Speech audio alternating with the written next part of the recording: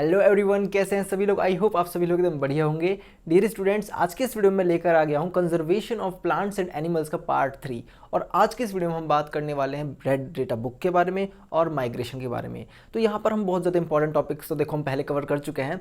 Basically chapter का 30% अभी रहता है, वो हम इस वीडियो में कंप्लीट कर लेंगे। 70% मैं ऑलरेडी पढ़ा चुका हूँ। इससे पहले वाला जो वीडियो था उसमें मैंने आपको बायोस्फीयर रिजर्व, नेशनल पार्क और वाइल्ड लाइफ सेंचुरी, उसके अलावा फ्लोरा फाउना, एंडेंजर्ड स्पीसीज और एंडेमिक स्पीसीज के बारे में पढ़ाया था। अगर आपने वो वाला लेक्चर नहीं देखा है तो उसे जाकर ज़रूर देखिए, क्योंकि वो लेक्चर के बिना ये वाला लेक्चर अधूरा रह जाएगा। ठीक है, सो यहाँ पर आई कार्ड पे आपको लिंक दिख रहा होगा, उस वीडियो को ज़रूर जाकर प्ले करें। फ्रेंड्स, यहाँ पर जो रेड डेटा बुक है, मेरी बात ध्यान से सुनिए। रेड का मतलब क्या होता है? रेड मतलब रेड कलर। रेड कलर किसका इंडिकेशन होता है? खतरे का इंडिकेशन होता है, डेंजर का इंडिकेशन होता है।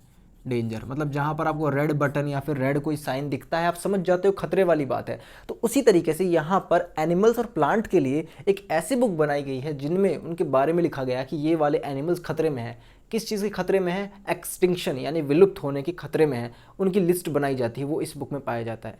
चलिए एक बार इसको अंग्रेजी में देख लेते हैं कि क्या कह रहा है। The book that keeps the record of endangered animals and plants. जो एंडेंजर्ड एनिमल और प्लांट होते हैं उनका रिकॉर्ड रखने वाली जो बुक है डियर स्टूडेंट्स, उसे बोलते हैं रेड डेटा बुक। अब मेरी बात ध्यान से सुनो, यहाँ पर कुछ बच्चे कंफ्यूज हो रहे होंगे एंडेंजर्ड एनिमल्स और प्लांट्स में।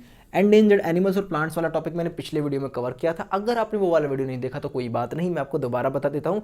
एंडेंजर्ड एनिमल्स या फिर एंडेंजर्ड प्लांट्स ऐसे प्लांट और एनिमल होते हैं जिनका विलुप्त होने का खतरा बन रहा है, मतलब कि वो विलुप्त होने की कगार पर हैं, वो विलुप्त हो सकते हैं, उनका नंबर लगातार डिक्रीज हो रहा है और वो एक दिन विलुप्त हो जाएंगे। 5 साल में, 10 साल में, 15 साल में।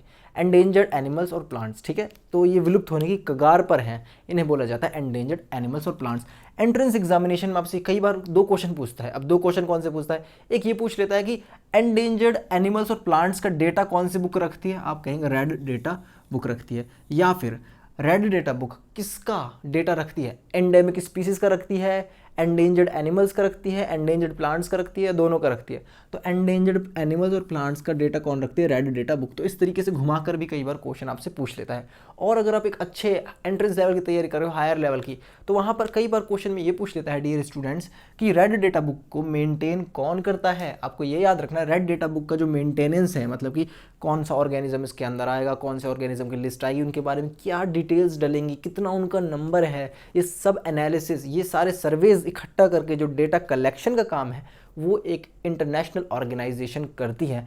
उस इंटरनेशनल ऑर्गेनाइजेशन का नाम है IUCN। IUCN क्या करती है? रेड डेटा बुक को मेंटेन करती है। सिंपल साफ भाषा में ये याद रखना, रेड डेटा बुक को मेंटेन करने वाली इंटरनेशनल ऑर्गेनाइजेशन कौन सी? IUCN।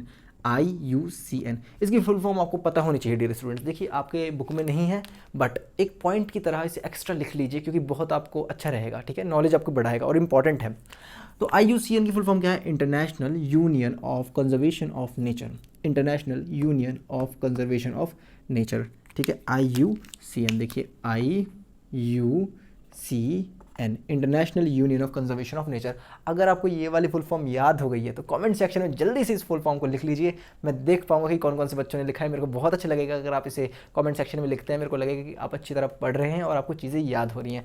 तो IUCN यानी international union of conservation of nature का आप जल्दी से इसका नाम लिख दीजिए नीचे कमेंट बॉक्स में। आई होप आपने लिख दिया होगा। तो डियर स्टूडेंट्स, यहाँ पर नेक्स्ट टॉपिक आता है माइग्रेशन। बहुत इंपॉर्टेंट है माइग्रेशन, आपको समझना आना चाहिए, बहुत आसान है। और यहाँ पर मैंने कुछ एग्जाम्पल्स भी लिखे हुए हैं। देखिए माइग्रेशन, वैसे जनरल अगर देखा जाता है तो माइग्रेशन का मतलब होता है एक जगह से दूसरी जगह चले जाना और कुछ समय बाद वापस आ जाना, ये माइग्रेशन होता है। और एनिमल्स के केस में भी ऐसे ही होता है, प्लांट्स के केस में भी, प्लांट्स के केस में नहीं होता डियर स्टूडेंट्स, एनिमल्स के केस में होता है। एनिमल्स के अंदर सब आते हैं, बर्ड्स आते हैं, जो मछलियाँ होती हैं वो भी आती हैं, और जो ज़मीन पर चलने वाले एनिमल्स हैं वो भी आते हैं एनिमल्स को। ठीक है, तो एनिमल्स के अंदर क्या होता है कि ये एक माइग्रेशन होता है या फिर मूवमेंट होता है। It is a movement. यहाँ पर देखिए द सीजनल, सीजनल भी बोल सकते हो और एनुअली बोल सकते हो, सही है दोनों ही, ठीक है, साल में एक बार या फिर सीजन में एक बार, समझ जाओ। The seasonal movement of animals from their habitat, मतलब कि जो एनिमल्स होते हैं उनका उनके हैबिटेट से मूव कर लेना सीजन में। एक सीज़न आता है, जैसे कि एग्जांपल के लिए जो साइबेरियन पक्षी होते हैं, साइबेरियन बर्ड्स होते हैं डियर स्टूडेंट्स, साइबेरिया में, रशिया साइड बहुत ज़्यादा मतलब ठंड पड़ती है। वहाँ पर वो अंडे नहीं दे पाते, वहाँ पर वो रह नहीं पाते, तो वहाँ से उड़ते उड़ते वो इंडिया में आते हैं और यहाँ पर हैबिटेट जो होता है वो उनके लिए ठीक होता है। मतलब अपनी उस जगह को छोड़कर, अपना जो हैबिटेट है, अपने देश को छोड़कर, अपने हैबिटेट को छोड़कर वो मूव करते हैं दूसरे एरिया में। तो इस प्रोसेस को बोला जाता है माइग्रेशन। एक बार दोबारा देख लीजिए, the seasonal movement of animals from their habitat to another place to avoid harsh condition. Harsh condition मतलब कि बहुत ही कठिन परिस्थितियाँ होती हैं। बेसिकली ये क्लाइमेटिक कंडीशन होती है, मौसम वाली होती है। मतलब वहाँ पर बहुत ज़्यादा ठंड पड़ रही हो, क्या पता वहाँ पर बहुत ज़्यादा गर्मी पड़ रही हो। एग्जाम्पल के लिए सबसे बड़ी यही होता है, साइबेरियन जो पक्षी होते हैं वो साइबेरिया से उड़कर इंडिया में आते हैं क्योंकि वहाँ बहुत ज़्यादा ठंड पड़ती है, जबकि इंडिया में उतनी ठंड नहीं पड़ती। तो इंडिया में वो आ जाते हैं और यहाँ पर रहते हैं, अपना प्रोटेक्ट करते हैं अपने आप को और अंडे वगैरह देते हैं। ठीक है, समझ रहे हो आप मैं क्या बोल रहा हूँ कि मतलब वहाँ पर वो रह नहीं पा रहे थे, हार्श कंडीशंस थी, रहना बहुत मुश्किल था, that's why they move to India. Okay, इसके एग्जाम्पल आपको पता होनी चाहिए, माइग्रेशन के बहुत इंपॉर्टेंट है। ठीक है, एग्जाम्पल देखिए डियर स्टूडेंट्स, यहाँ पर सबसे पहले एग्जाम्पल आता है, अगर हम देखते हैं साइबेरियन क्रेन्स। ठीक है, साइबेरियन क्रेन आपको याद रखना है। ग्रेटर फ्लामिंगो, ये एक बर्ड होते हैं दोनों, these are bird. And grey whale, ये भी, ये बर्ड नहीं होती, खैर ग्रे वेल क्या होता है डियर स्टूडेंट्स, एक वेल ही होती है मैमल होता है ग्रे वेल। इसके अलावा देखिए यहाँ पर अगर हम एग्जांपल के लिए देखें, पेंगुइन भी होता है। पेंगुइन, पेंगुइन क्या है मुझे कमेंट सेक्शन में बताओ, जो बच्चा इसका सही आंसर देगा उसके कमेंट को मैं पिन करूँगा। मुझे बताओ कि पेंगुइन क्या है। एक बर्ड है, एक बर्ड है, एक मैमल है, एक मैमल है, या फिर एक एनिमल है। मतलब जनरल में पूछ रहा हूँ मैं, पेंगुइन के बारे में बताऊँ मुझे, बर्ड है, मैमल है, एनिमल है। मैं आपकी नॉलेज चेक करना चाहता हूँ आप कहाँ तक सोच पाते हो। सो आई होप आपको समझ आया होगा मैंने क्या क्या आपको बताया। मैंने आपको रेड डेटा बुक के बारे में बताया। रेड डेटा बुक के अंदर एंडेंजर्ड एनिमल्स और प्लांट्स का डेटा होता है। इसे मेंटेन किया जाता है इंटरनेशनल ऑर्गेनाइजेशन के जरिए। हालांकि इंडिया के पास भी अपनी रेड डेटा बुक है, इंडिया के पास भी, अपने देश के पास भी, हमारे प्यारे भारत देश में भी अपनी खुद की रेड डेटा बुक है, जिसमें हम इंडिया के जो एंडेंजर्ड स्पीसीज़ हैं, एंडेंजर्ड एनिमल्स और एंडेंजर्ड प्लांट्स हैं, उनका डेटा रखते हैं। मतलब अपने देश की भी हो सकती है, ये कंफ्यूज मत होना। देखो, जो इंटरनेशनली इसको मेंटेन किया जाता है वो IUCN के थ्रू किया जाता है, लेकिन इंडिया के पास अपनी भी है, अलग अलग देश के पास अपनी हो सकती है, क्योंकि वो अपने देश का डाटा रखेंगे ना, पूरे वर्ल्ड का रखने का क्या फ़ायदा। IUCN जो होता है डियर स्टूडेंट्स, ये पूरे वर्ल्ड का इंटरनेशनल लेवल पर एंडेंजर्ड स्पीसीज़ का डेटा रखता है, एंडेंजर्ड प्लांट्स और एनिमल्स का डेटा रखता है। जबकि अगर हम बात करते हैं इंडिया वाली जो रेड डेटा बुक है, इंडिया वाली रेड डेटा बुक है जो RDB है इंडिया वाली, वो इंडिया के ही एंडेंजर्ड प्लांट्स और एनिमल्स का डेटा रखी, क्योंकि हमें अपने आप से मतलब है। सिंपल सी बात है यार, अपने आप से मतलब रखो ना। जैसे कि आप अच्छी तरह पढ़ाई करो, अपने आप से मतलब रखो, दूसरा क्या पढ़ रहा है क्या नहीं पढ़ रहा, थोड़ा उससे इंस्पिरेशन ले लो कि हाँ चलो ये पढ़ रहा है, मैं इससे कुछ सीख लेता हूँ, सीख लेती हूँ, तो आप भी कुछ सीखेंगे। तो ग्रो करिए, अच्छी तरह पढ़िए और अपने मेहनत करते रहिए। ठीक है, थोड़ा थोड़ा मोटिवेशन भी ज़रूरी है आपके लिए, क्योंकि मुझे लगता है कुछ बच्चे परेशान हैं पढ़ाई को लेकर। सो आई होप आपको ये क्लियर हो गया होगा। इसके बाद डियर स्टूडेंट्स अब हम बढ़ते हैं आगे और हम पढ़ लेते हैं रिसाइकल ऑफ पेपर। भाई पेपर का रिसाइकल करना बहुत ज़्यादा ज़रूरी है। पेपर का रिसाइकल कैसे होता है थोड़ा सा देख लेंगे, उसके बारे में बेसिक पॉइंट है। एग्जाम पॉइंट ऑफ व्यू से इंपॉर्टेंट तो नहीं कह सकते ज़्यादा, बट रियल लाइफ में इंपॉर्टेंट है। जो आपका पेपर होता है उसको वेस्ट नहीं करना चाहिए, ये बात तो सबको पता है। उसके बाद हम यहाँ पर देखने वाले हैं डियर स्टूडेंट्स, यहाँ पर चैप्टर का फाइनल पार्ट रिफॉरेस्ट्रेशन। ठीक है, रिफॉरेस्ट्रेशन क्या होता है वो देख लेते हैं। 2 पार्ट है उसको देख लेते हैं और ये चैप्टर खत्म कर देते हैं। तो चलिए गाइस अब हम आगे बढ़ते हैं इस चैप्टर को ख़त्म करने के लिए। तो चलिए गाइस अब हम इस चैप्टर को ख़त्म करने के बिल्कुल लास्ट पॉइंट पर आ चुके हैं और यहाँ पर हमारे जो 2 टॉपिक है, रिसाइकलिंग ऑफ पेपर और रिफॉरेस्ट्रेशन, ये हम कंप्लीट कर लेते हैं। देखिए इन्हें समझना बहुत ही आसान है, आपने बचपन में पढ़ा होगा।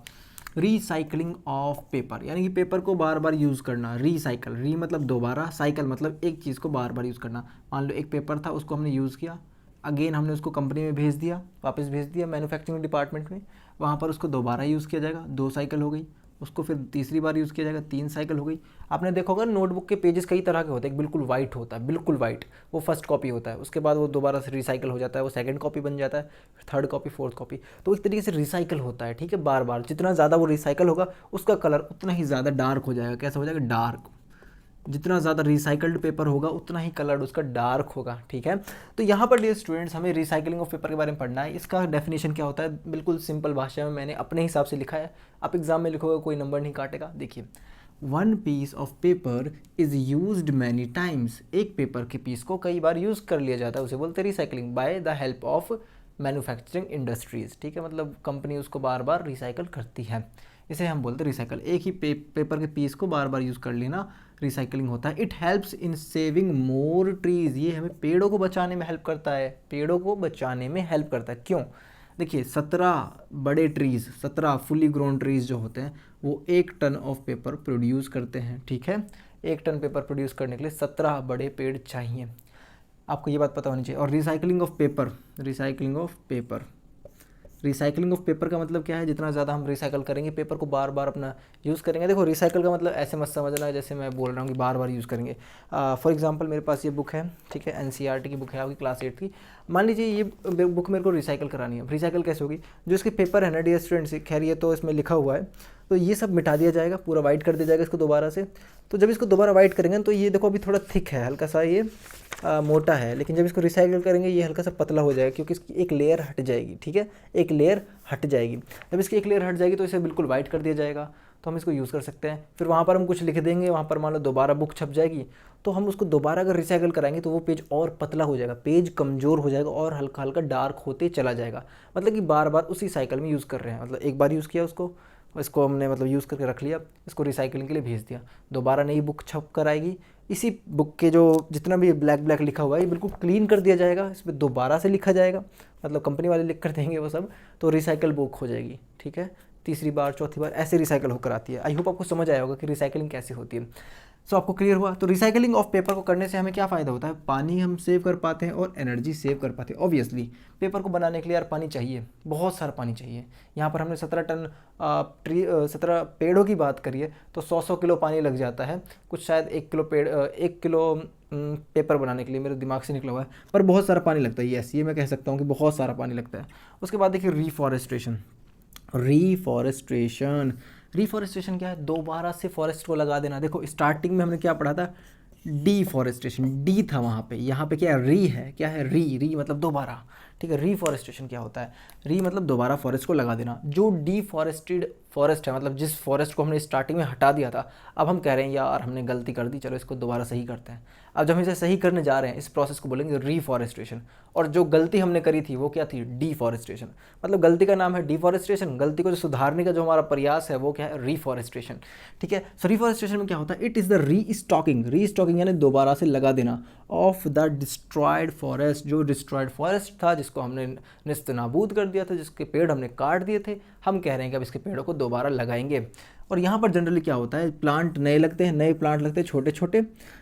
द प्लांटेड ट्रीज़, जो ट्रीज़ हम वहाँ पर लगाएंगे उस फॉरेस्ट में जो पहले हमने ख़त्म कर दिया था, वहाँ पर दोबारा प्लांट जब हम लगा रहे हैं डियर स्टूडेंट्स, या फिर ट्रीज़ हम वहाँ पर जब लगा रहे हैं, वो सेम स्पीसीज़ के होने चाहिए जनरली। मतलब मान लीजिए हमने मैंगो का ट्री काटा था उस फॉरेस्ट से, तो अब ऐसा नहीं है हम वहाँ पर ऑरेंज का ट्री लगा देंगे, जो हमने काटा था वही हमें लगाना पड़ेगा, तभी तो इंसाफ होगा। मान लीजिए आपके मैंने 500 रुपये ले लिए, 500 मैंने आपके रुपये ले लिए, अगर मैं आपको उसके बदले मतलब मैं कहूँगा यार मैंने तुम्हारे 500 रुपये ले लिए, मेरे पास से 5 रुपया है, मैं तुम्हें 5 रुपये दे देता हूँ, तो जस्टिफाइड होगा? नहीं होगा।